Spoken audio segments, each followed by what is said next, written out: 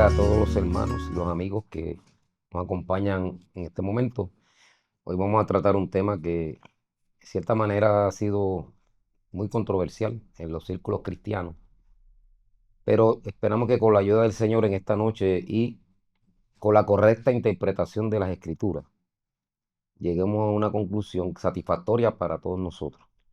Me acompañan mis amadas hermanas Angie Colón y la hermana Mari Cedeño, quienes estarán también participando de este podcast. Eh, Comenzamos con alguna expresión que tenga la hermana Angie y de ahí partimos. Amén. Pastor, como ya usted dijo, es un tema bien controversial y un tema que se debate mucho dentro de la iglesia y aún hay muchos hombres, ¿verdad? Que dicen ser llamados hombres de Dios. Hay pastores y hay muchas personas, muchos creyentes, que no creen que la mujer pueda enseñar en la iglesia. Puede enseñar tanto en la enseñanza como en la predicación y mucho menos que no pueden ser pastoras. Hace un tiempo, eh, yo leí en una imagen de cierto pastor renombrado de los Estados Unidos que me llamó mucho la atención y fue un poquito, ¿verdad?, fuerte, y decía que el día que hubiera una mujer predicando en un altar en una iglesia, ese día o esa iglesia más bien no tenía pastor. O sea, que esa iglesia estaba desprovista de pastor y eso a mí me golpeó fuerte.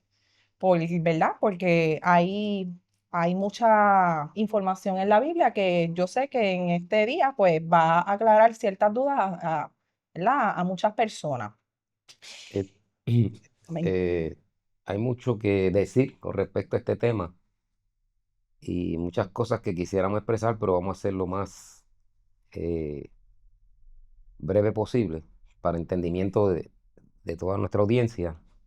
Primero que hay que entender es que desde la antigüedad Dios le plació usar mujeres para el ministerio. En el Antiguo Testamento, por ejemplo, tenemos el caso de la hermana de Moisés, que era María. Ella era profetisa, dice la Escritura. Y una profetisa habla, ¿verdad? Comunica un mensaje de Dios, no de ella, de Dios al pueblo. Y lo hace públicamente, eso no es privado. Y está claro, ¿verdad? Que en el caso de María, ella era profetisa, lo dice la Sagrada Escritura, en el libro del libro de Éxodo, específicamente. También tenemos el caso de Débora, que fue una de las fue jueza en Israel, y también dice que era profetisa, y que la gente acudía a ella, ¿verdad? Para recibir instrucciones o alguna comunicación de parte de Dios. Y así otras, ¿verdad? Por ejemplo, Hulda, que está también en el Antiguo Testamento. Está la esposa de Isaías, el profeta Isaías, su esposa era profetisa. Está en el capítulo 8 verso 3 del libro de Isaías. Así que ahí usted tiene otro caso de mujeres que comunicaban, que expresaban, que transmitían un mensaje de Dios, no para ellas, sino para el pueblo del Señor, que era básicamente, esta función era como un predicador, persona que lleva un mensaje de Dios al pueblo con unos propósitos específicos de parte de Dios. Y así pues tenemos a Ana, ¿verdad? Que aparece en el Evangelio según San Lucas, que esperaba la redención de Israel. Dice que esa mujer era profetisa en los tiempos, ¿verdad? En que Cristo nació.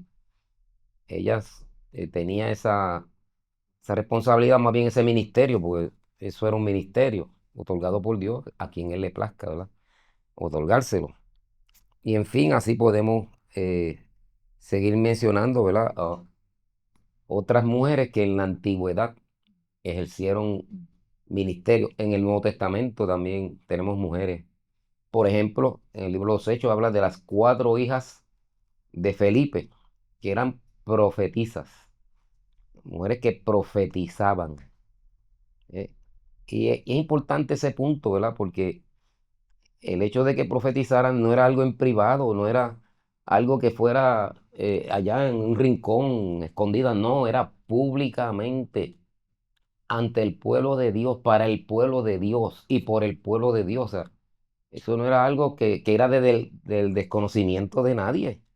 Esas personas estaban debidamente reconocidas en el pueblo, en ese ministerio, de que hablaban y comunicaban la voluntad de Dios. O sea, usted puede cuestionar alguna cosa como esa. Gente que lo que está hablando no son tonterías ni boberías, ni pensamientos humanos, ni cosas que nacen del corazón del hombre, no. Lo que salía del corazón de Dios Amén. era lo que esas mujeres transmitían y comunicaban a su pueblo, al pueblo del Señor. Así que ahí usted tiene un vivo ejemplo de mujeres que fueron usadas en un ministerio público. ¿Me entendió bien? Un ministerio público. Eso no fue en privado. Eso era del conocimiento del pueblo y para todo el pueblo. Así que ¿quién podía cuestionar que esas mujeres estaban ejerciendo un ministerio reconocido en ese entonces y que quien ejercía ese ministerio tenía delante del pueblo de Dios, tenía una aceptación como también la admiración, el respeto y el aval del pueblo por ejercer solamente el ministerio profético. Así que los pasajes que eh, traen controversia, sin lugar a dudas, son los que están en Primera de Corintios, ¿verdad? Que Pablo menciona, capítulo 14, versos 34 y 35, y también en Primera de Timoteo, capítulo 2, versos 11 y 12. Hay que leerlos y hay que ver a profundidad, ¿verdad? Las palabras que ya ahí se utilizan dentro de esos pasajes para que tengamos una correcta interpretación. Aquí no pretendemos decir nada de nuestra propia opinión ni de nuestro parecer. No, lo que le vamos a comunicar a usted es la palabra de Dios, o sea, en su correcta interpretación, porque la palabra de Dios hay que eh, interpretarla correctamente para que entonces no caigamos en opiniones o en cosas que se desvían de lo que dice la Escritura. Entonces, teniendo ese trasfondo que ya yo les expliqué, de mujeres usadas por Dios para transmitir su palabra y el deseo de su corazón, pues ¿cómo es posible que en el Nuevo Testamento podamos pensar que Dios quiso, en cierta manera, obstaculizar que las mujeres pudieran comunicar su palabra, su mensaje, de la manera que fuera? No solo en ese tiempo, sino en el tiempo presente. El mismo Dios que le dio la oportunidad en el pasado a estas mujeres, que eran mujeres de Dios, no eran cualquier mujer. Eran mujeres santas, consagradas, mujeres enteramente dedicadas al Señor. Pues Dios las usó, punto. ¿Quién puede cuestionar eso? Nadie. Así que ese mismo Dios que en el pasado usó mujeres públicamente para llevar un mensaje público a su pueblo, ¿no lo puede hacer hoy? Claro que sí. Si hay mujeres que están dedicadas al Señor, consagradas al Señor, viviendo para Dios, ¿por qué Dios no las puede usar? ¿Por qué Dios no puede hacer de ellas un instrumento para su gloria? Ah, porque Pablo dice, pero sí, óigame, vamos a ver lo que dice Pablo. Y para eso, pues tenemos que referirnos a los escritos originales, al griego. Las palabras en griego tienen una gran relevancia en la interpretación de este pasaje. ¿Ve? Si usted quiere, habla su Biblia allá en su hogar, donde quiera que se encuentre. Y allí dice en Primera de Corintios, capítulo 14, versos 34 y 35, vuestras mujeres callen en las congregaciones, porque no les es permitido hablar, sino que estén sujetas como también la ley lo dice. Y si quieren aprender algo, pregunten en casa a sus maridos, porque es indecoroso que una mujer hable en la congregación, ¿verdad? Eh, Aquí dice, vuestras mujeres callen en las congregaciones. Aquí hay varias palabras que tenemos que considerar. Cuando aquí habla vuestras mujeres, la palabra en el griego es gune, que significa esposa. ¿A quién se está dirigiendo Pablo? A las esposas, no es a todas las mujeres. Fíjese que está hablando de un grupo específico de personas. Es como decir, vuestras esposas callen en las congregaciones. No era la generalidad de las hermanas que se congregaban en aquel lugar. O sea que habían esposas que estaban demostrando una conducta impropia cuando se estaba enseñando en la sinagoga. Porque a pesar de que la iglesia trascendió las fronteras a la gentilidad, todavía esa práctica de hacer el culto en un local, en un lugar, aunque después fue en casas también, eran sinagogas porque la mayoría de los que en el principio se habían convertido eran judíos. Así que esa práctica de la sinagoga se siguió utilizando aún después de la conversión, ¿verdad?, de los gentiles. Ahora bien, ¿cómo se llevaba el culto en la sinagoga? Ese es el punto, ¿verdad? Allí pues estaba el que enseñaba o predicaba, ese estaba al frente. Después estaban los varones, eran los que ocupaban el espacio principal. Y rezagadas, bastante, vamos a decir, a la parte de atrás Retirada, retirada. del local, ahí estaban las mujeres, donde no tenían el audio, o sea, la capacidad de escuchar de la misma manera que los varones. Esto suscitaba problemas. ¿Por qué? Porque las mujeres, como no entendían muchas veces lo que se estaba enseñando, pues comenzaban a hablar. Eso pasa en las iglesias hoy también. Amén. Eso no pasó en los tiempos bíblicos nada más. Hoy también, cuando alguien no entendió lo que el pastor dijo, ¿qué hace? Al que está al lado de él, ¿qué fue lo que dijo el pastor? Que no entendí. ¿Cuál es el tema? Exacto, de qué es el tema o alguna cosa, vamos, Ujú. que surge que la persona quiere saber, pues pregunta. Y eso era indecoroso, eso es lo que es indecoroso. El que una mujer hable en la iglesia expresando un mensaje, un estudio bíblico, una enseñanza, o aún profetizando, si una mujer Dios la levanta en medio del culto para profetizar, eso no es indecoroso. Está hablando, porque para profetizar tiene que hablar. Así que eso no es indecoroso porque es Dios el que está hablando, no es ella. Igual si está enseñando, eso no es enseñar no es indecoroso, predicar no es indecoroso. Cuando el hablar se hace indecoroso, cuando esa expresión se hace fuera de orden, fuera de lugar, en el momento menos apropiado. Y eso estaba pasando en Corinto. Acuérdese, la iglesia de Corinto tenía una gran cantidad de personas gentiles. Y estas personas tenían una formación diferente a los judíos. Eran un tanto más, menos educados en el sentido de la espiritual y se expresaban de una manera un poquito diferente a como era el pueblo de Dios, el pueblo judío. Eran un tanto indecorosos en sus expresiones. ¿Y qué pasaba? Las esposas de hermanos que iban allí a Corinto, cuando no entendían algo, se ponían a hablar, ¿verdad? Y a preguntar y a indagar qué dijo el pastor o qué dijo el maestro. Y eso es indecoroso. Y mire, es indecoroso de una mujer y un hombre también.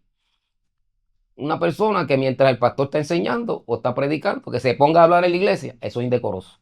Un hombre es indecoroso. Pastor, ¿y cómo traducimos esa palabra hoy? Indecoroso. Impropio, imprudente, algo que no es eh, decoroso, ¿verdad?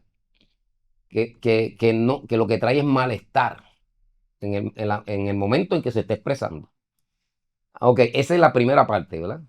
De que hablaban, pero lo hacían de manera que interrumpían al predicador, interrumpían al maestro que estaba enseñando. Entonces, Pablo se los está diciendo, mire, vuestras mujeres, vuestras esposas, se refiere a, cuando dice mujeres, es esposas, mujeres casadas, que no hablen en la congregación, o sea, mire, que guarden silencio mientras se enseña y se predica. No se puede interrumpir. Si yo estoy predicando aquí y yo estoy enseñando, que alguien me interrumpa, mire, con toda la autoridad de Dios le digo, tenga la bondad, guarde silencio y siéntese, porque eso es impropio. Entonces, esto se avala o tiene mayor peso cuando más adelante, ¿qué dice Pablo? ¿Ve? Las mujeres que no les es permitido hablar, o sea, mientras se enseña, mientras se predica, no se les permite hablar. Y dice, y si quieren aprender algo, pregunten en su casa a sus maridos. Ah, entonces esto nos aclara. Ujú. ¿De qué está hablando Pablo? De que había mujeres que tenían preguntas, tenían dudas, querían aprender, pero ese no era el momento. Por eso les dice que vayan en su hogar y le pregunten a su marido. Usted ve qué sencillo es esto. Pablo no está prohibiendo que ninguna mujer hable en las iglesias. No le está queriendo cerrar la boca a las mujeres en el ministerio. Eso es falso de toda falsedad. Priscila fue una mujer que fue pastora. Si lo quiere tomar, tómalo, y si no, pues déjelo. Fue una pastora. Estuvo en Éfeso junto a su marido, enseñando, predicando, ¿ves? La palabra del Señor. Y Pablo no le dijo, no, tú aquí no puedes ministrar, aquí tú no puedes enseñar. No, no, no, no. Tienes que quedarte callada. No. Ese callarse era para evitar que la enseñanza y la predicación fuera estorbada, que todo fluyera de una manera correcta como debía ser. Eh, Así también está el otro versículo, ¿verdad? Que está en 1 Timoteo 2, del 11 al 12, que vamos a ir ahora. Alabanza al Señor, que dice de la siguiente manera: la mujer aprende en silencio, con toda sujeción, porque no permito a la mujer enseñar ni ejercer dominio sobre el hombre, sino estar en silencio. Quiero añadir algo más, ¿verdad? Los versículos anteriores de 1 Corintios. Había también la otra circunstancia, que se levantaban mujeres y en medio de la predicación o en medio de la enseñanza eh, hacían preguntas o hacían observaciones a otras mujeres que estaban allí mismo reunidas. Y eso también levantaba problemas porque, o sea, no tenía nada que ver en el sentido de que no entendían, sino que eran cuestiones personales.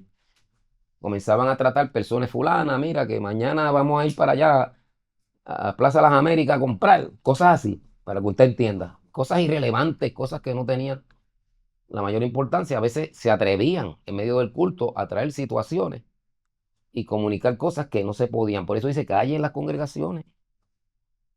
El culto no es para hablar, el culto es para escuchar. O sea, cuando se da la palabra, lógico, cuando se está enseñando. Bueno, pues vamos entonces a 1 Timoteo 2, 11 y 12.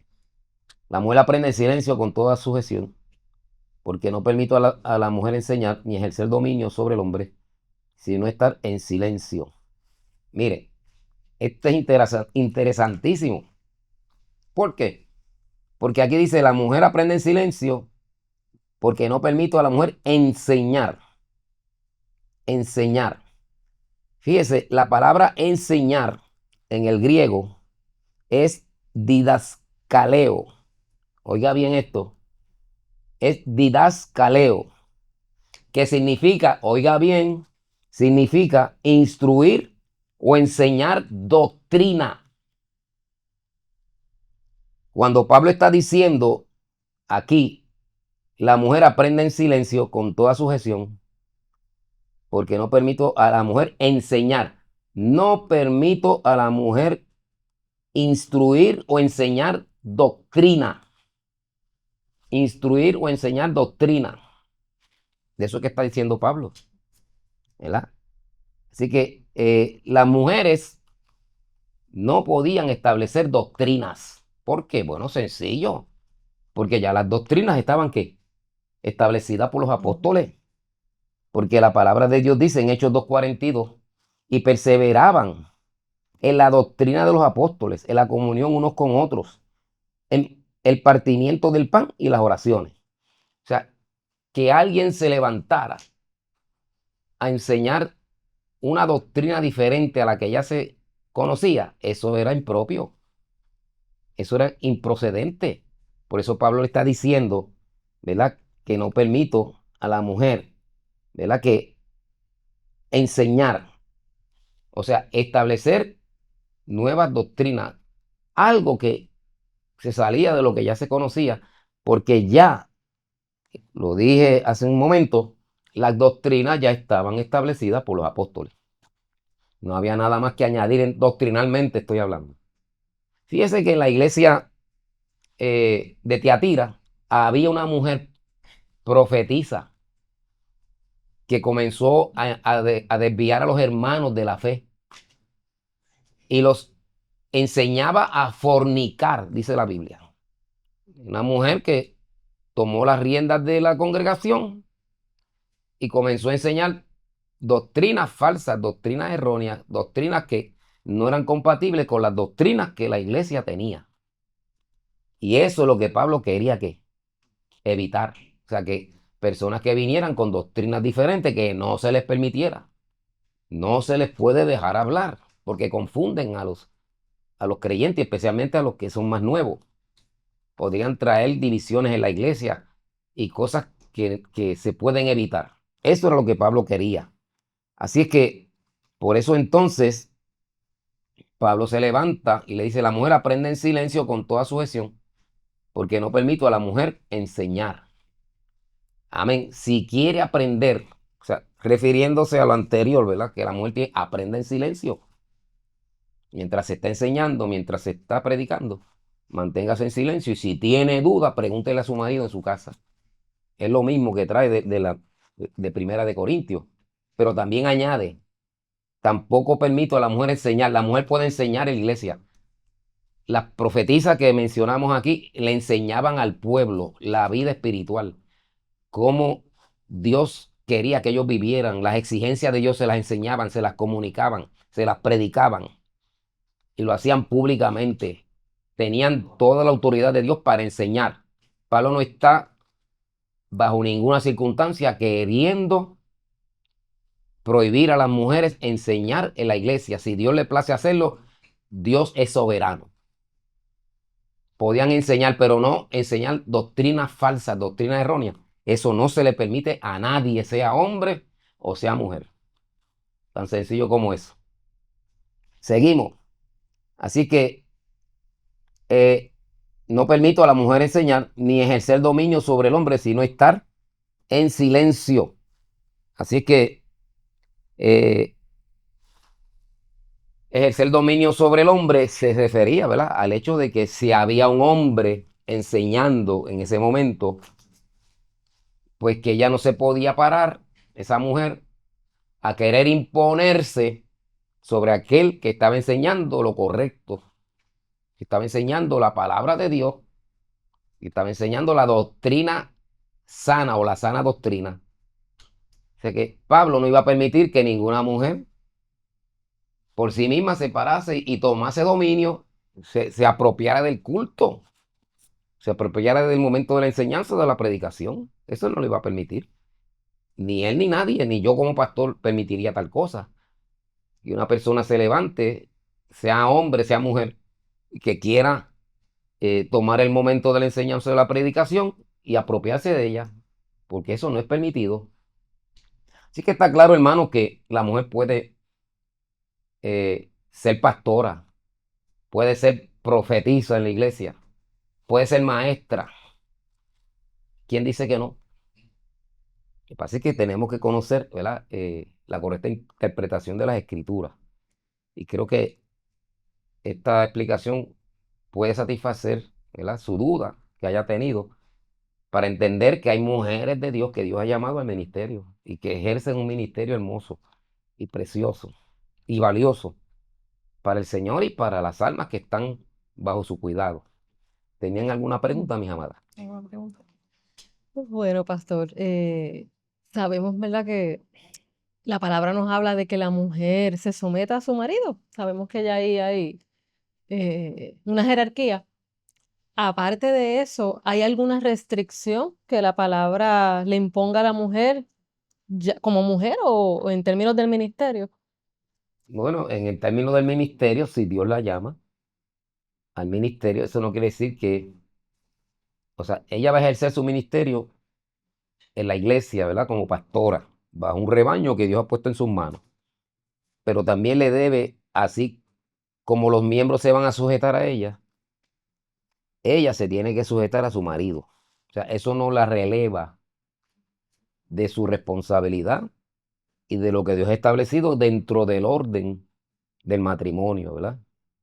El hecho de que una hermana sea pastora no le autoriza a ella a dejar a su esposo a un lado y a no someterse a él, como dice la Escritura, porque la Biblia lo dice bien claro, las casadas estén sujetas a su marido como al Señor.